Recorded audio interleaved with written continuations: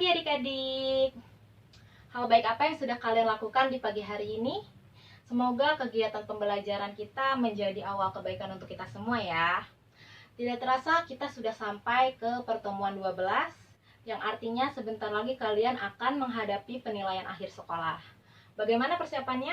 Apakah kalian sudah siap menghadapi penilaian akhir sekolah? Pastinya harus sudah siap dong ya. Kita masih belajar di rumah, masih seperti biasa. Dikarenakan adanya pandemi virus COVID-19, kita doakan semoga pandemi ini cepat berakhir dan kita bisa menjalani aktivitas untuk belajar di sekolah seperti biasa. Sebelum memulai pembelajaran pada hari ini, kita berdoa terlebih dahulu ya. Berdoa dimulai. Berdoa selesai.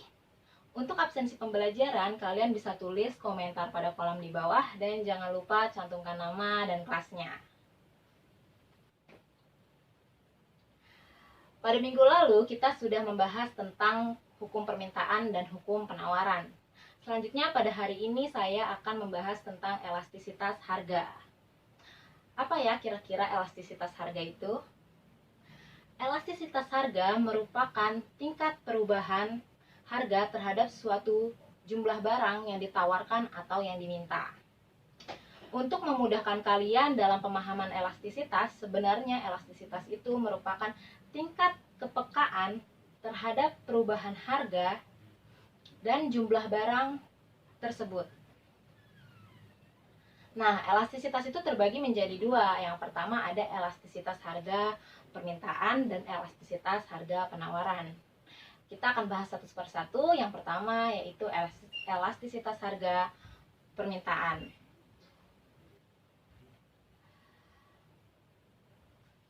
Seperti yang kita ketahui di dalam hukum permintaan, yaitu ada ceteris paribus, di mana jika harga barang itu naik, maka jumlah barang yang diminta akan turun.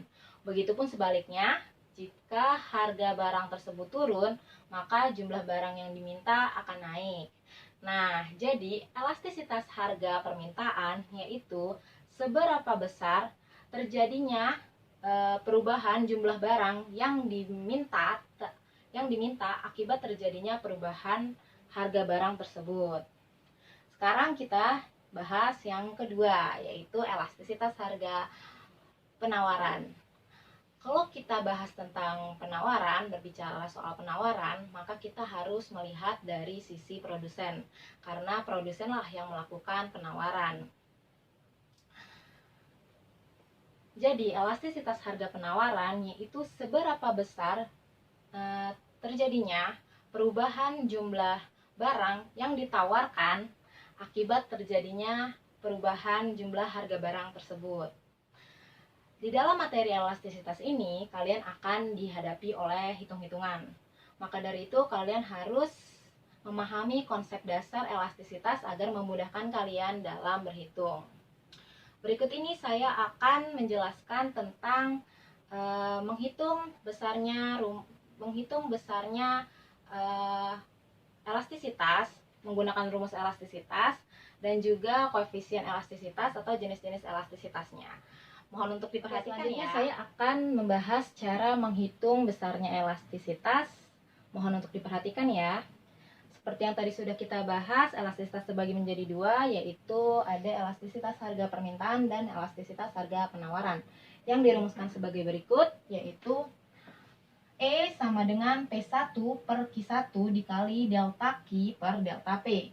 Atau E sama dengan persentase delta Q per persentase delta P.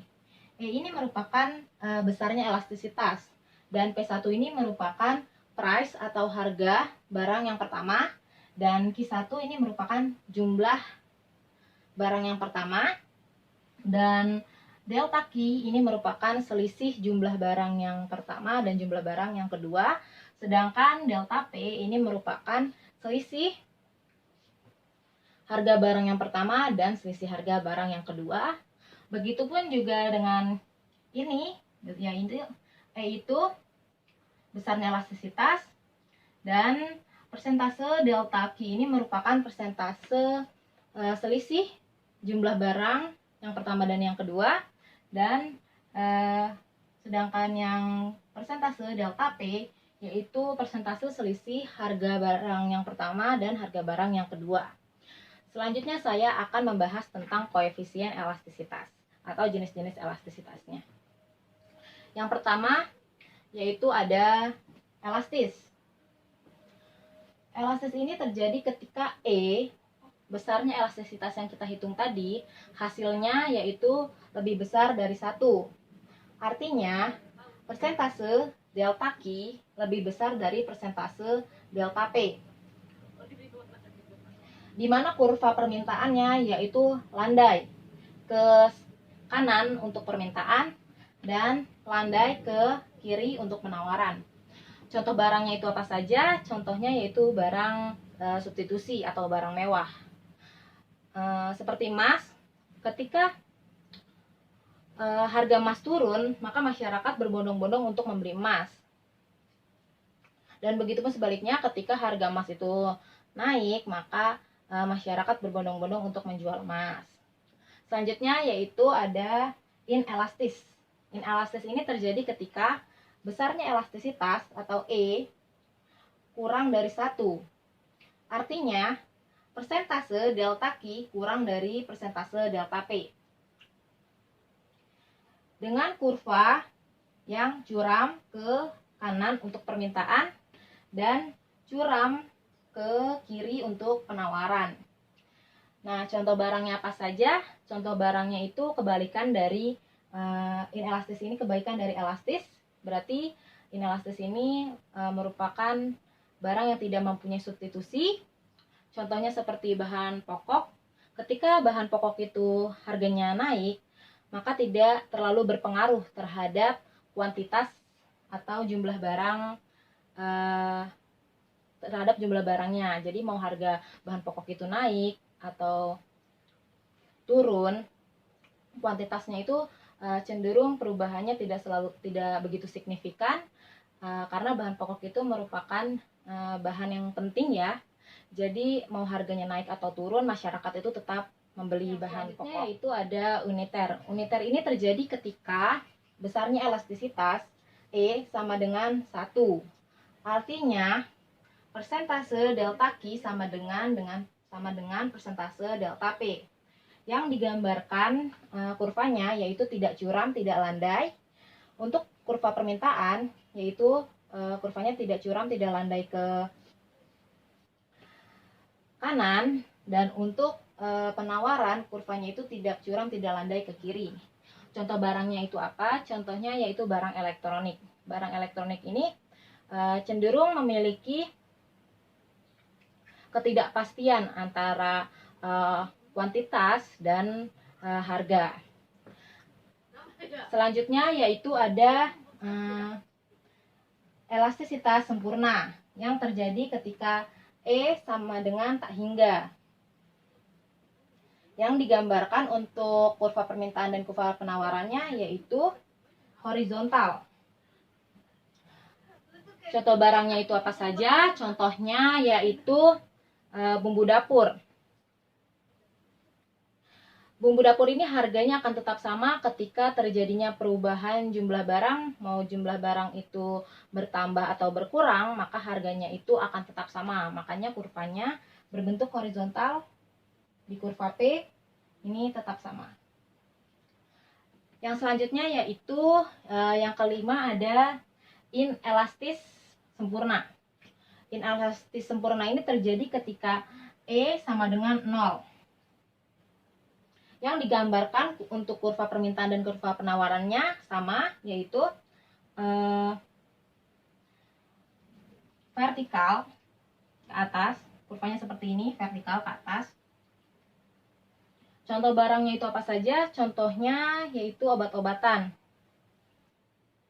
Obat-obatan ini cenderung inelastis sempurna karena mau harga obat-obatan itu mahal atau murah, kuantitasnya ini atau jumlah barangnya ini dibutuhkan hanya untuk orang-orang yang sakit.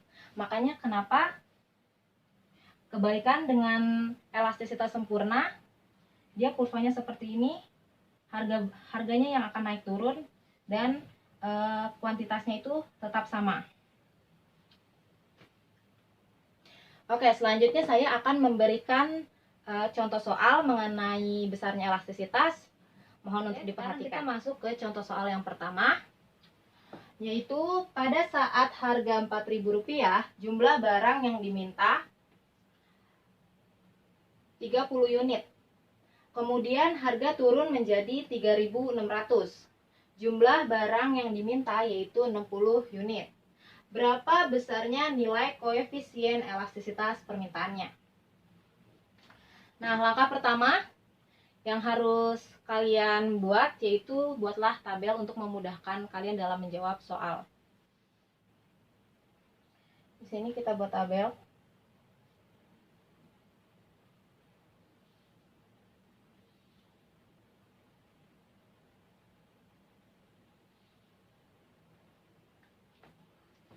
Nah, kita masukkan harganya.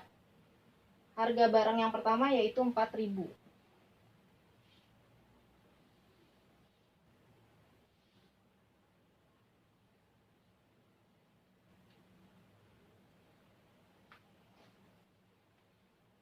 Dan jumlah barang yang diminta yaitu 30 unit. Kita masukkan di sini 30 unit. Nah, kemudian harga barang yang kedua yaitu 3.600. Kita masukkan di sini 3.600.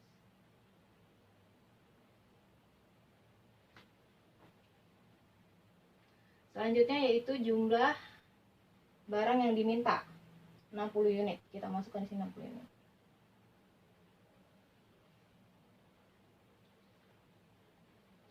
Selanjutnya kalian tulis rumus menghitung besarnya elastisitas, yaitu E sama dengan P1 per Q1 dikali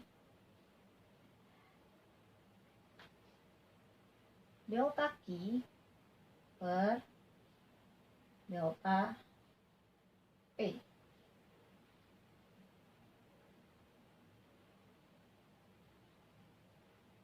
Nah, jika sudah kalian tulis rumusnya, kalian tinggal memasukkan angka-angkanya. P1 ini ya, ini adalah P1 4.000. Kita masukkan 4.000 per Q1 nya 30. Kita masukkan 30. Dan selisihnya, selisih Q, selisih jumlah barang. Oke. 60 kurang 30 yaitu 30. Kita masukkan di sini 30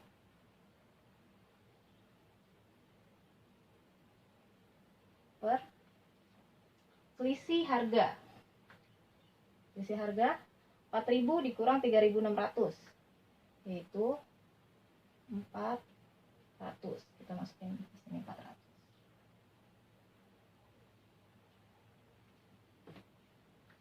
Jika sudah, karena ini angkanya sama-sama kita bagi 30.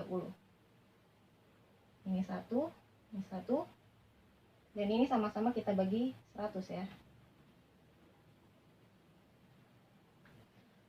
Maka elastisitas yaitu 40 dikali 1 yaitu 40 per 1 dikali 4 yaitu 4. 40 dibagi 4 yaitu 10. Maka koefisien elastisitasnya, jenis elastisitasnya yaitu elastis.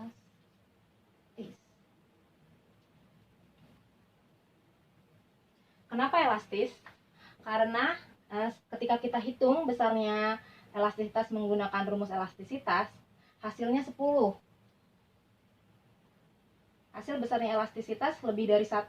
Kalau lebih dari 1, maka koefisien elastisitasnya yaitu elastis. Oke, sekarang kita masuk pada soal yang kedua, yaitu pada saat harga Rp500, jumlah barang yang ditawarkan yaitu 400 unit. Kemudian harga turun menjadi Rp300. Jumlah barang yang ditawarkan yaitu 32 unit. Berapa besar koefisien elastisitas penawarannya? Sama, kita langkah yang pertama yaitu membuat tabel.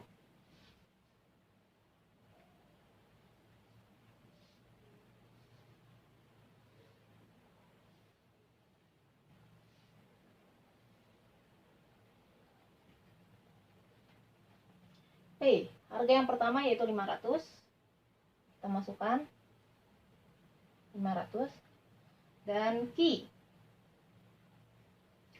Jumlah barang yang pertama yaitu 40 unit. Selanjutnya yaitu kita masukkan harga barang kedua yaitu 300. Selanjutnya itu kita masukkan jumlah barang yang kedua yaitu 32 unit.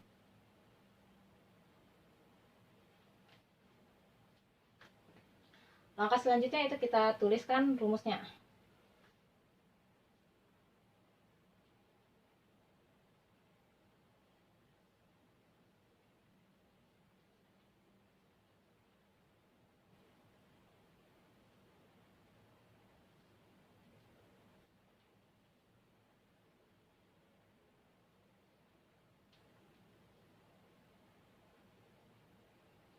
Nah, sekarang kita masukkan angka-angka tersebut ke dalam rumus P1. Oke, sekarang kita masukkan P1. Ini P1-nya yaitu 500 dan Q1-nya yaitu 40 dikali delta Q, selisih jumlah barang. 40 kurang 32 itu 8. Kita masukkan di sini 8.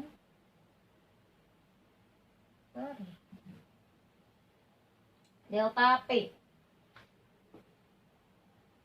selisih harga barang. 500 kurang 300 yaitu 200. Kita masukkan di sini 200.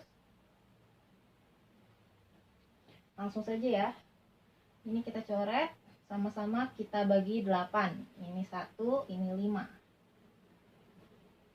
Dan yang ini kita sama-sama bagi 100. Oke, kita coret.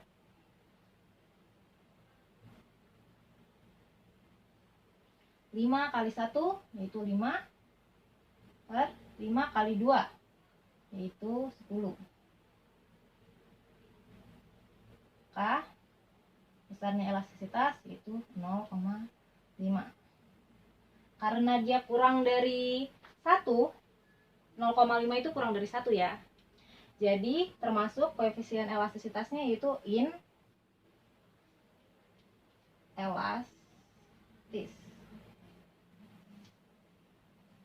Kenapa dia inelastis? Karena hasil besarnya elastisitas yang sudah kita hitung tadi yaitu 0,5. 0,5 ini kurang dari 1. Nah, untuk kalian lebih memahami tentang elastisitas, saya sudah memberikan tugas atau latihan soal di dalam Google Classroom. Jangan lupa untuk dikerjakan tugasnya sesuai tanggal deadline-nya. Sekian pertemuan kita hari ini. Jangan lupa untuk selalu terapkan BTS plus L. Baca, temukan, simpulkan, dan latihan. Karena kesuksesan tidak akan datang pada orang yang malas. Stay healthy and happy. Wassalamualaikum warahmatullahi wabarakatuh.